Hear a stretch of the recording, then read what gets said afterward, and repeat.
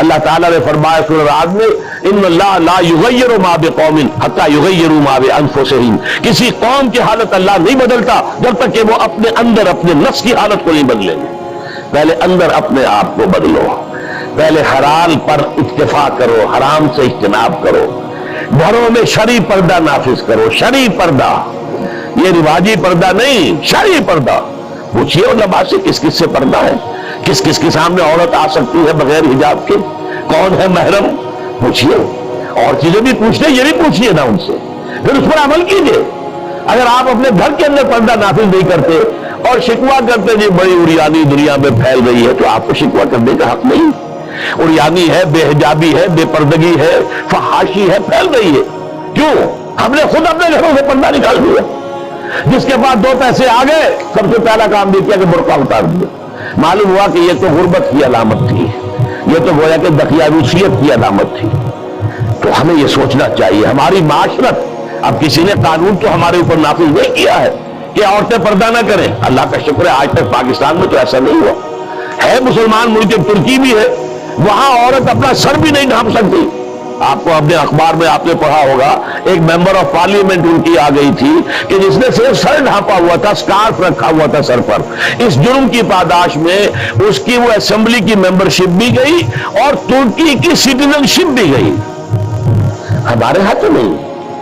جس گھر سے بھی پردہ نکلا ہے اپنی مرضی سے نکلا ہے، جس نے بھی چھوڑا ہے اپنے ارادے سے چھوڑا ہے، کسی نے آپ پر لازم نہیں کیا۔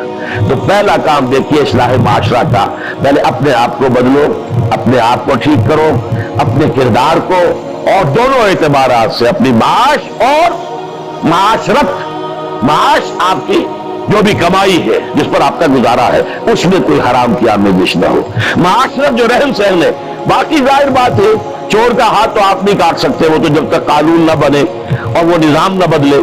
زانی کو آپ سنسار نہیں کر سکتے جب تک کہ شریعت کا قانون جو ہے اس کی بالادستی نہ ہو جائے، وہ آپ نہیں کر سکتے۔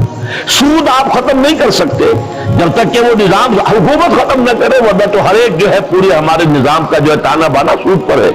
لیکن خود تو اپنے آپ کو بچا سکتے ہو، ڈائریکٹ انوالومنٹ تو نہ ہو سود میں، خود تو سود پر قرض نہ لو، خود تو اپنی بچت وہاں رکھ کر اس پر سود نہ کھاؤ، اور پھر ڈپازٹ رکھ کر جو ہے سود نہ کھاؤ۔ کم سے کم ان دونوں اعتبارات سے جب تک کہ ہم اپنے آپ کو، تقویٰ تو بہت اونچی چیز ہے، اور تقویٰ بھی وہ جتنا کہ اللہ کے تقویٰ کا حق ہے، تو بہت اونچی بات ہے، کم سے کم جو صریح حرام ہے اس سے تو بچیں۔ تو پہلی منزل یہ، بلکہ میرے اب آج کی ترتیب میں دوسری منزل ہوئی۔ پہلی منزل کیا تھی؟ یقین والا ایمان حاصل کرو، یقین پیدا کرے ناداں، یقین سے ہاتھ آتی ہے وہ درویشی کہ جس کے سامنے جھکتی ہے فقوری۔ ایسے ایسے درویش گزرے ہیں۔ اب یہ خواجہ نظام الدین اولیاء رحمۃ اللہ علیہ دلی میں ایک تخت ہوتا تھا بادشاہ کا، ایک تخت ہوتا تھا ان کا روحانی تاجدار، وہ کون تھے؟ نظام الدین اولیاء رحمۃ اللہ علیہ۔ 6 بادشاہ ان کے زمانے میں بیٹھے تخت دہلی پر، کسی کے پاس حاضری نہیں کی، درویش نہیں جایا کرتے عمرہ کے گھروں میں۔ ایک بادشاہ نے کہا کہ میں آنا چاہتا ہوں، روک دیا، نہیں میرے پاس مت آؤ۔ اس نے کہلوایا میں آ جاؤں گا، آپ کا دربار عام ہے، کھلا ہے، سب آتے، میں بھی آ جاؤں گا، آپ مجھے کیسے روک سکتے ہیں؟ جواباً کہلوایا کہ اگر بادشاہ ایک دروازے سے داخل ہوا درویش دوسرے دروازے سے نکل جائے گا۔ جھک رہا ہے کہ نہیں بادشاہ؟ جب آیا تھا بابر یہاں پر حکومت کو جنگ کرنے کے لیے، پانی پت کی پہلی جنگ ہونے والی تھی سن 1526 میں، پتہ نہیں یہ تاریخ بھی اب لوگوں کو معلوم ہے کہ نہیں، تو وہاں کون تھا؟ ابراہیم لودھی بادشاہ تھا دہلی کا۔ وہ آیا ہے شیخ عبدالقدوس گنگوہی رحمۃ اللہ علیہ کے پاس کہ حضور حضرت میرے لیے دعا کیجئے، بڑا وقت سخت آ گیا ہے، بابر فوج لے کر آ گیا ہے۔ ان کا دعا نہیں کی، فرمایا ہٹ جاؤ یہاں سے، ہماری دھوپ چھوڑ دو، دعا نہیں کی۔ وہ آیا ہے، ہاتھ جوڑ رہا ہے، دعا کی، دعا نہیں کی۔ اسی لیے ظالم حکمران تھا اور بابر نے شکست دی۔ یہ فقیروں کے پاس چل کے بادشاہ کیوں جا رہے ہیں؟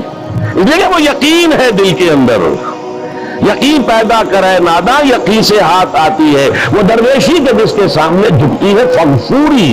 بادشاہ جھکتے ہیں جن کے سامنے، وہ کس سے حاصل ہوتی ہے؟ وہ در حقیقت یقین قلبی والی دولت۔ دوسرا کام، اپنے عمل کے اندر، اپنے کردار میں تقوی اختیار کرو جس کا کم سے کم درجہ یہ ہے کہ حرام سے تو اپنے آپ کو بچا لو، اور فرائض کی پابندی کرو۔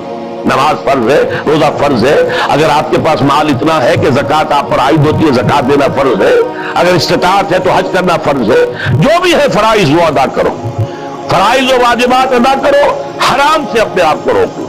یہ دو کام نہیں کرتے تو اگلی آیت کی طرف بڑھنے کا فائدہ ہی نہیں، پھر یہیں پر بات ختم ہو جائے گی، پھر سٹاپ ہو جائے گا۔ لیکن اگر یہ مرحلہ طے کر لیا، خوش نصیب، اس نے اپنی معاش اور اپنی معاشرت کو درست کر دیا شریعت کے مطابق۔ اب اگلا قدم کیا ہوگا؟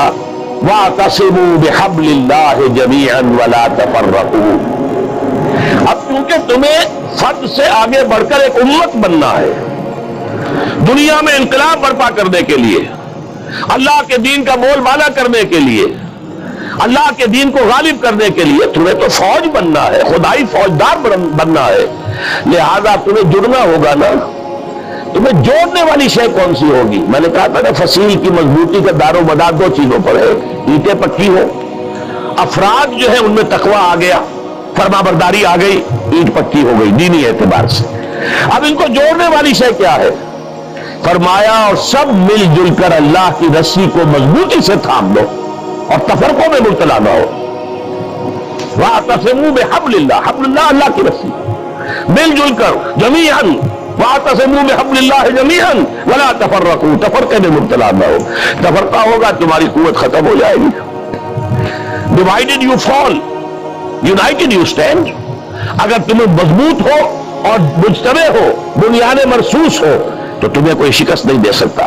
اگر تمہارے دل پھٹے ہوئے ہو، تمہارے اندر رکھنے ہو، تو تمہارے اندر سے غدار نکل آئیں گے۔ جیسے کہ آپ کو معلوم ہے کہ انگریز جو آیا ہے ہندوستان میں، بنگال میں غداری ہوئی، میر جعفر نے غداری کی، اس لیے بنگال میں پلاسی کی جنگ میں فتح ہوئی لارڈ کلائیو کو۔ دکن میں ہمارا آخری تیر جسے کہا اقبال نے، ترکشے مارا خدنگے آخری، ٹیپو سلطان آخری چٹان تھی ہندوستان کے اندر، اور وہ بھی ایک غدار کی وجہ سے۔ جعفر از بنگال و صادق از دکن، ننگے آدم ننگے دی ننگے وطن تھے کون؟ مسلمان تھے۔ لیکن یہ کہ اگر آپس میں تفرقہ ہے، آپ کے تفرقے کو دشمن استعمال کرے گا، آپ کو آپس میں ٹکرائے گا، ایک کے مقابلے میں دوسری کی مدد کرے گا، کبھی دوسرے کے مقابلے میں آپ کی مدد کرے گا، تاکہ آپس میں ٹکرا کر ختم ہو جاؤ۔ لہذا اتحاد، اب کیونکہ یہاں پہ اتحاد لکھا ہوا ہے،